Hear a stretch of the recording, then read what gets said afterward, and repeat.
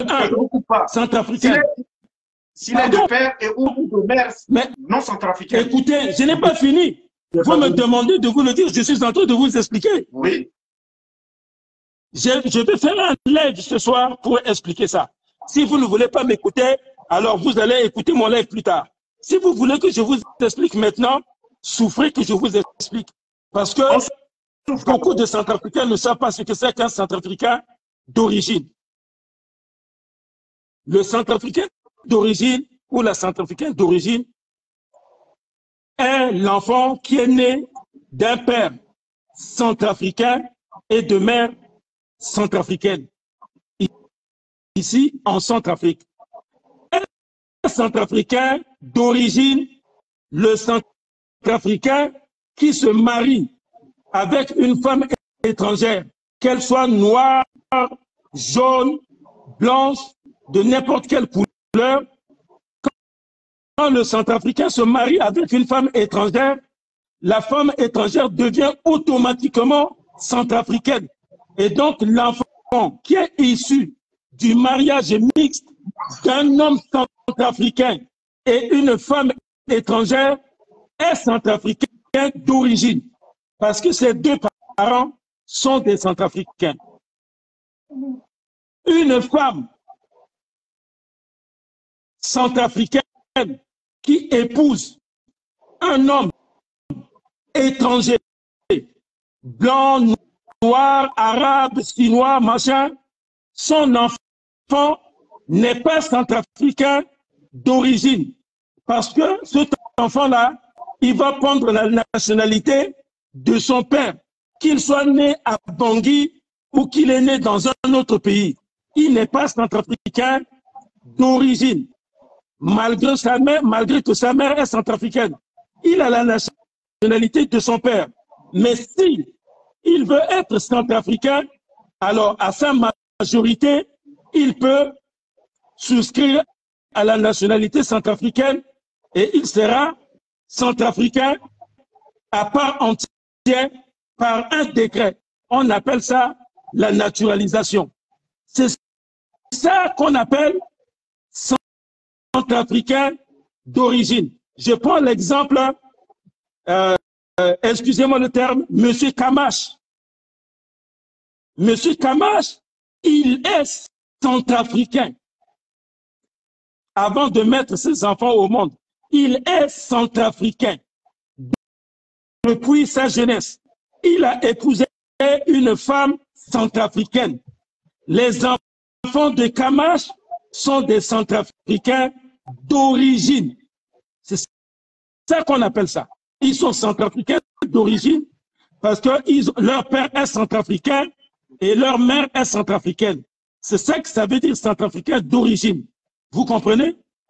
Maintenant, la deuxième question que vous allez poser, puisque concernant cet article que vous venez de dire, il y a deux articles, pour briguer la magistrature suprême de l'État, il faut être centrafricain d'origine et n'avoir que la nationalité centrafricaine. Vous comprenez? Ça veut dire que ce centrafricain d'origine-là, s'il a deux nationalités, il ne peut pas briguer la présidence de la République.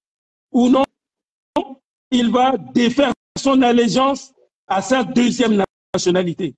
Tu es tchadien et tu as la nationalité centrafricaine, tu ne peux pas être président de la République centrafricaine.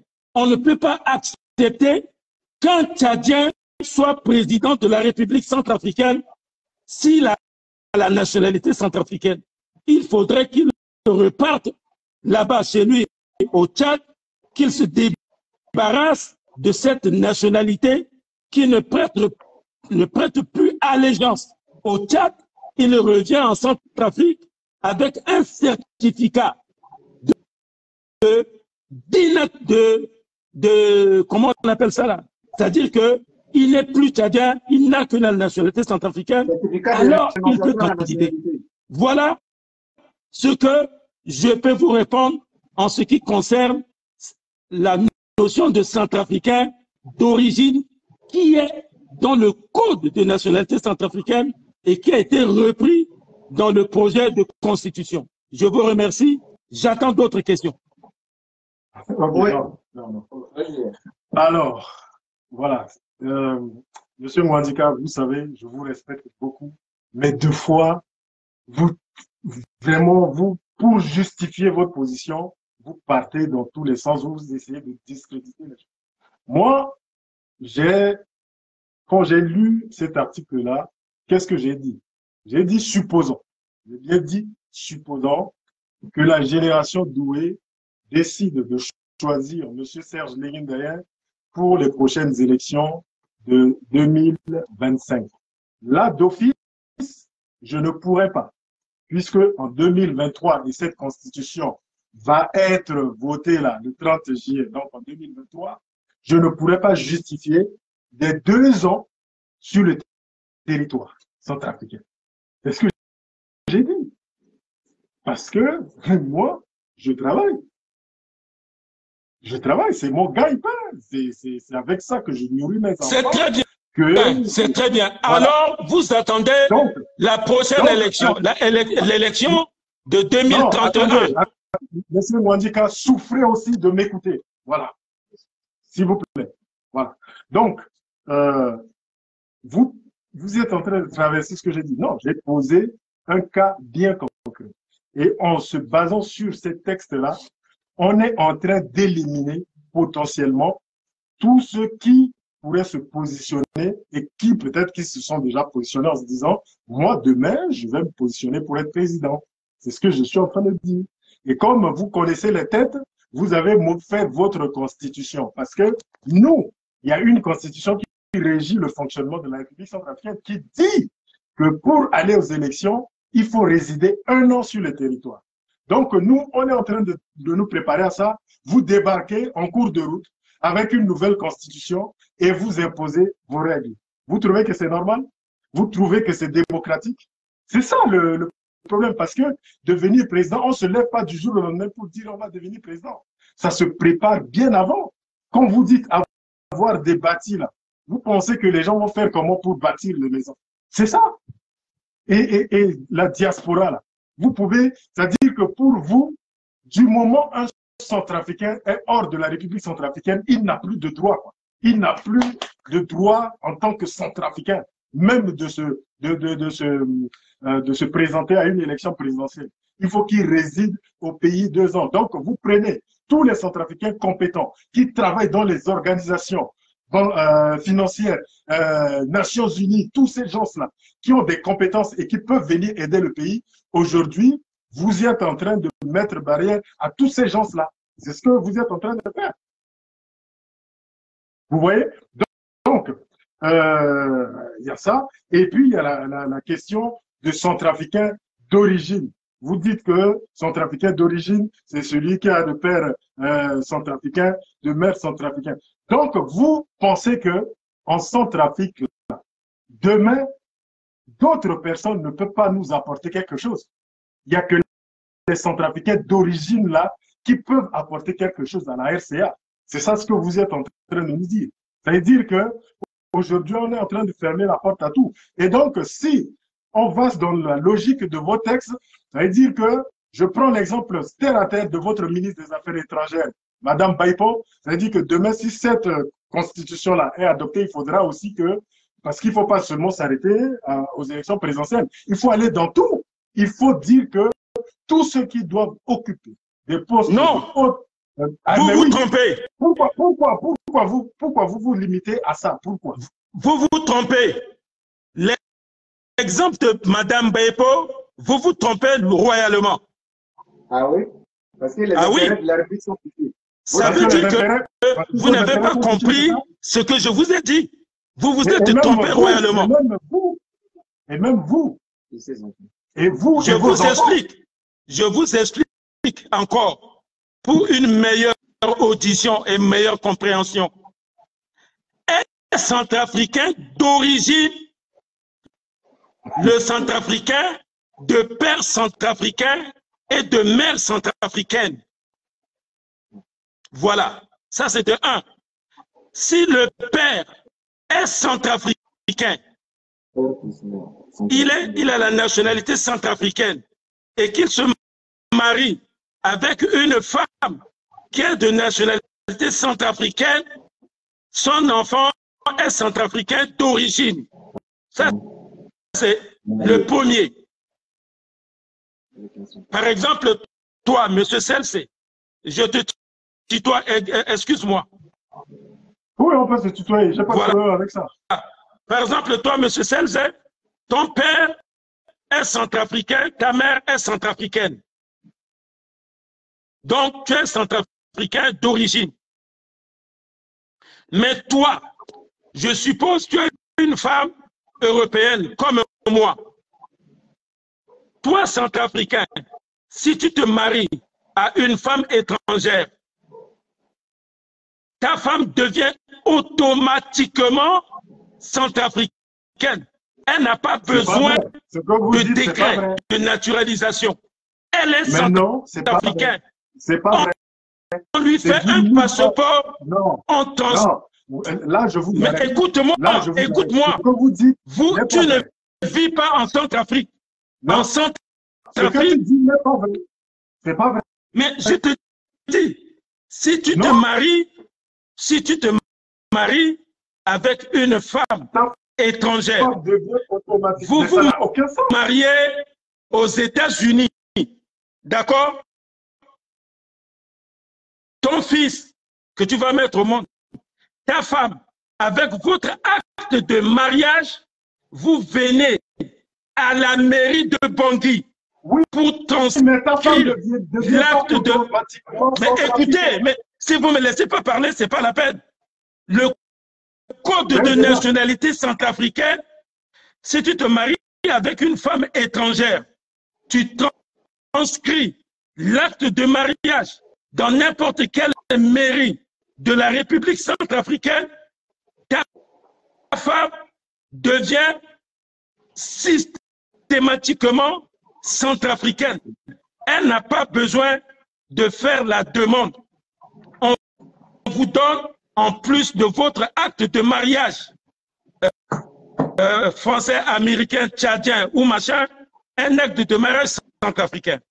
Si tu te maries, par exemple, en France, où il y a une ambassade centrafricaine là-bas, ton acte de mariage, tu le fais transcrire à la chancellerie centrafricaine en France.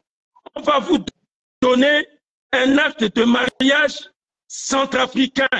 Ta femme devient centrafricaine d'office et l'enfant issu du mariage entre toi, celle c'est centrafricain d'origine, et ta femme qui est maintenant centrafricaine, l'enfant est centrafricain d'origine. Ça, c'est de un. Baipo Sylvie est centrafricaine d'origine. Son père est centrafricain, sa mère est centrafricaine. Elle a la double nationalité, elle ne peut pas être présidente de la République centrafricaine. Mais en tant que centrafricain d'origine, elle peut être ministre, premier ministre, député, tout ce qu'elle peut faire, elle fait. Mes enfants peuvent être premier ministre, ministre, député, tout et tout. C'est ce que dit le code, la Constitution que vous êtes en train de quereller aujourd'hui. Lisez très bien, sans passion. C'est moi, Ngwandika Fidèle, celui qui conseille le président de la République centrafricaine en matière de préférence nationale, qui vous le dit aujourd'hui, devant Dieu, devant tout le monde et devant les gens qui nous écoutent. Vous pouvez vérifier. Oui, allez-y. Oui, allez-y, monsieur. D'accord? Est-ce que c'est clair? Non, c'est pas clair, monsieur le ministre. Il y a trop de couacs là-dedans. Qu'est-ce qui n'est pas clair? Ce qui n'est pas clair, parce que juste alors, ce que vous rencontrez, on ne rencontre pas, on ne retrouve pas notamment dans le code de la nationalité. Je le dis en ma qualité de juriste. C'est-à-dire, c'est une invention qui vient encore distraire l'opinion publique. Alors, mais lisez l'article, lisez le code. Si vous avez le code devant vous, Moi, j'ai mis le code sur ma page. J'ai mis le code en vigueur sur ma page. Voilà. Les gens sont allés sur ma page, ils ont vu. Je continue de recevoir des lettres de félicitations. Allez sur ma page et lisez le code. Oui, mais c'est normal. Les gens qui vous caressent dans le sens des poils, nous, on n'est pas là pour vous caresser dans le sens des poils. Monsieur le ministre, ce que je tiens à vous rappeler, c'est que nous sommes partis vers un scénario à l'ivoirité. Non, et pas vous avez du tout. Non, monsieur, permettez-moi. Non, je le dis. Non, je ne vous permets pas. Je ne vous permets pas de parler de l'ivoirité. Non, je le dis. Nous avons un code de nationalité. Vous êtes juriste. Nul n'est censé ignorer la loi. Voilà. Oui. Le code existe. C'est de ce code qu'on s'est inspiré pour faire cette constitution, au même titre que Patassé s'était inspiré de ce code-là pour pondre la constitution de 1995. Voilà. J'étais candidat, Kolimba était candidat. On nous a accusés d'avoir double nationalité. Nous avons été traduits devant la Cour constitutionnelle. Une commission rogatoire a été mise en place. On a fait les tours dans les chancelleries françaises en Centrafrique et à Nantes et au Quai d'Orsay pour vérifier on n'avait pas cette nationalité. Et c'est comme ça qu'en 99, M. Pouzer, M. Kolimba, moi-même Gwandika Fidèle et Joseph Abosolo, on a réussi à briguer la candidature, briguer la magistrature suprême de l'État. Ça ne date pas aujourd'hui. Voilà. Je comprends bien. Ceux qui sont nés avant 1960, ils ont la double nationalité parce que tout leur acte de naissance se non, pas du tout. Non, ça c'est encore faux. Ça c'est encore faux. C'est faux. Mais je vous réponds. Aujourd'hui, là, souffrez que je vous dise. Aujourd'hui, si je veux être français, il faut que je fasse une demande de réintégration dans la nationalité française au titre de l'article 153 du Code de la nationalité française. Il faut faire la demande. Et maintenant, aller au tribunal, comme Ziguele et comme Tolegele l'a fait, vous allez au tribunal et vous allez prêter allégeance à la République française. À l'indépendance, tout le monde a perdu sa nationalité. C'est tout. Comme les Américains. À l'indépendance des États-Unis, ils ne sont plus anglais. Ils sont américains. Et aux États-Unis, pour répondre à M. Selsey, il y a des Américains qui sont nés hors des États-Unis, qui sont super intelligents, qui sont hyper riches, mais qui ne peuvent pas être présidents des États-Unis parce que, pour leur malheur, ils ne sont pas nés aux États-Unis. Parce qu'ils ne sont pas nés aux États-Unis. Alors, vous voyez, c'est ça. Vous avez dit que quand quelqu'un se marie avec un étranger, cette personne devient automatiquement centrafricaine.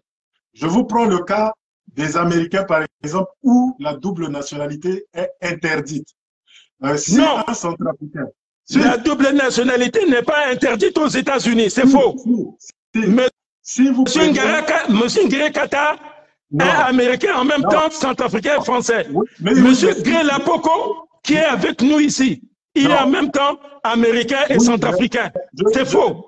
Laissez-moi vous dire, parce que si l'administration américaine sait, ça va être grave. Ça, je vous le dis là. Non, donc c'est faux. Merci. La double nationalité est acceptée aux États-Unis. C'est ça. La Constitution américaine, vous, c'est interdit. Donc, déjà, quelqu'un qui je prends une femme, par exemple, américaine, qui se marie avec un centrafricain, elle ne devient pas automatiquement centrafricaine. Si elle doit devenir centrafricaine, il faudra qu'elle puisse se déchoir de sa nationalité américaine avant de prendre la nationalité. Non, c'est faux. Non, c'est faux. C'est faux. Je connais des Américains qui sont mariés avec des Français. ils ont la double nationalité, sont en même temps français et en même temps américains. La double nationalité est acceptée aux États-Unis. Mais nous ne sommes pas aux États-Unis. J'ai pris le cas des États-Unis par rapport à ce que tu as dit, que si quelqu'un il est de la diaspora, il a une autre nationalité, il est super intelligent, on va l'interdire de briguer la magistrature. Je vous ai donné l'exemple des États-Unis, qui est un pays démocratique. Voilà. Revenons maintenant à nos moutons. Je vous ai expliqué ce qu'on appelle... Comment justifiez-vous la modification de la durée du délai du mandat du président, qui est passé de 5 ans à 7 ans? Non, oui. Et de 7 ans... Je réponds. Je vais répondre. Attends, à 7 ans, on ne précise pas que le mandat est renouvelable. C'est-à-dire qu'il y a eu l'interprétation sémantique et machiavélique des dispositions constitutionnelles. Ça veut dire que le président de la République peut rester à vie. Renouvelable, ça veut dire ça. Quel argument pouvez présenter aux Centrafricains pourquoi aujourd'hui vous voulez modifier la durée du mandat du président de la République qui a déjà une garantie juridique conformément aux dispositions de l'article 37 de la Constitution de 2016. Qu'est-ce que le président ne peut pas faire en 5 ans et il faut 7 ans? Et pourquoi à vie? Je réponds. Oui. Alors, vous parlez d'une modification de la durée du mandat et sauter le verrou qui limite la présidence à seulement 2 mandats. C'est ça la question, non? C'est la question. Voilà. Mes chers compatriotes, il ne s'agit pas d'une modification. On n'a pas modifié la Constitution du 30 mars 2016. Il s'agit d'une innovation. Il s'agit d'une innovation. C'est une nouvelle constitution. Quand Patassé a banni la constitution de Kolinda, qui limitait le mandat à 5 ans, la constitution de 1995 et avait comme durée 6 ans. Voilà. C'était une innovation et aujourd'hui, nous pensons que pour la stabilité d'un régime, pour permettre à celui qui aura l'onction du peuple souverain pour présider à sa destinée, il faudrait 7 ans et qu'il ait un mandat illimité. Et donc, il faut 7 ans et un mandat illimité. Et donc, le projet de constitution est entre les mains de l'opposition, est entre les mains de la majorité, est entre les mains de la société civile, est entre les mains de chaque député représentant la population. Ça se trouve partout, ça va être distribué à tout le monde et il y aura des corrections. Si le peuple dit que 7 ans c'est beaucoup, eh bien, le peuple va voter non. Si le peuple pense que 7 ans c'est bien et que c'est illimité, ça marche pour la stabilité du pays, il votera oui ou non. Donc, vous, de votre côté, société civile, défenseurs du droit des constitutions et hommes de partis politiques, et M. Selze, battez campagne pour le non et au finish, on verra ce que le peuple souverain nous dira. C'est tout. Donc, il s'agit d'une innovation et non d'une modification. Je vous remercie. J'attends une autre question. Non, monsieur le ministre, je pense que jusqu'alors, vous cherchez à convaincre les Centrafricains par des arguments que je qualifie des arguments couchés.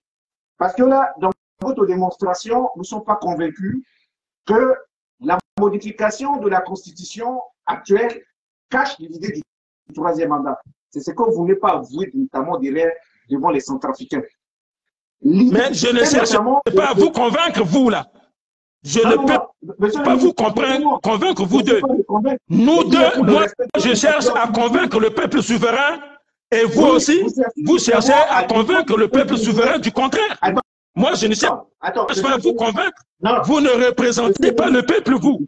Le peuple souverain est représenté au niveau du Parlement.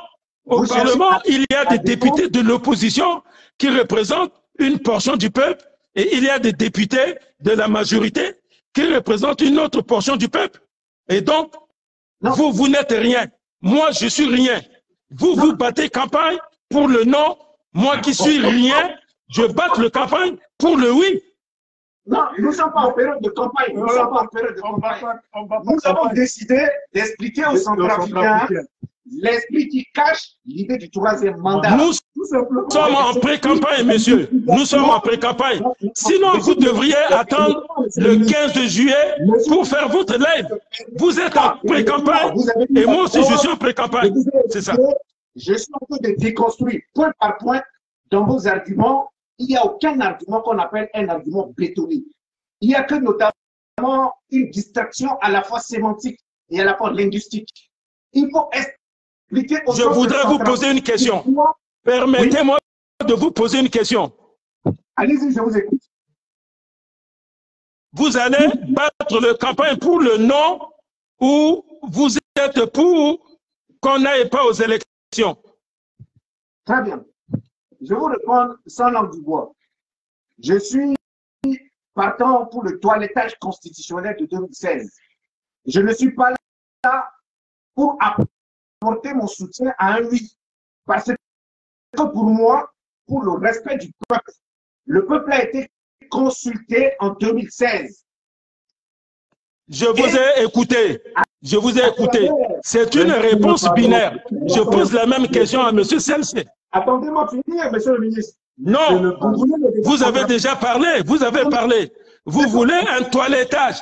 Pour vous, c'est un toilettage, mais pour nous, c'est une nouvelle constitution. On se comprend. Donc, la question maintenant est posée à M. Selsé. Il va pour le campagne pour le non ou pour la suppression du projet de constitution? C'est ça. C'est une réponse binaire. Suppression. Supprimez juste ça. Là. Vous nous supprimez ça. Alors, si vous allez pour la suppression, ça ne sert plus à rien qu'on continue de discuter parce que nous n'allons pas nous comprendre. Nous n'allons pas nous comprendre. Si vous allez pour le non, bon, moi je vais pour le oui. Mais si vous allez pour la suppression, c'est au peuple de décider. Non, c'est la suppression. Oui, c'est l'adoption de la loi. C'est le peuple qui va supprimer ou qui va adopter. Voilà. Vous avez d'autres questions à poser? Monsieur le ministre, votre rôle de conseiller, c'est celui qui doit avoir les verbes convaincants et la sagesse. Et la sagesse d'amener le Centrafricain à comprendre le but de votre démarche qui cache l'idée d'une dictature qui ne dit pas son nom. Vous devez amener c'est-à-dire par la pédagogie politique, amener les Centrafricains à comprendre l'intérêt de cette réécriture de la Constitution. Ce n'est pas à moi. Ce n'est pas à moi. Je ne suis pas un élu du peuple. C'est aux députés de conseiller. C'est aux députés. C'est aux députés. Je suis désolé, monsieur. Ce n'est pas à moi de conseiller le peuple. Je conseille le président de la République. C'est aux députés qui sont les élus du peuple. C'est eux qui représentent les 140 circonscriptions. Il y en a qui sont de la majorité, il y en a qui sont de l'opposition. Ils ont ce qu'on appelle les intercessions. C'est à eux d'aller auprès de leurs électeurs pour leur dire la quintessence de ce qui se passe. Moi, je suis là pour le vote de oui. Je suis là pour dire aux Centrafricains que c'est une bonne constitution. Cette constitution va ouvrir la voie au développement de notre pays. Voilà. Cette constitution n'est pas adaptable par rapport à la volonté populaire. Ce n'est que l'idée du troisième mandat qui cache notamment la proposition de cette nouvelle constitution. Mais il n'y aura pas de troisième mandat. il n'y en aura pas. Qui a parlé du troisième mandat? L'écriture de la Constitution cache... Mais qui a parlé du troisième mandat? Qui a parlé du troisième mandat?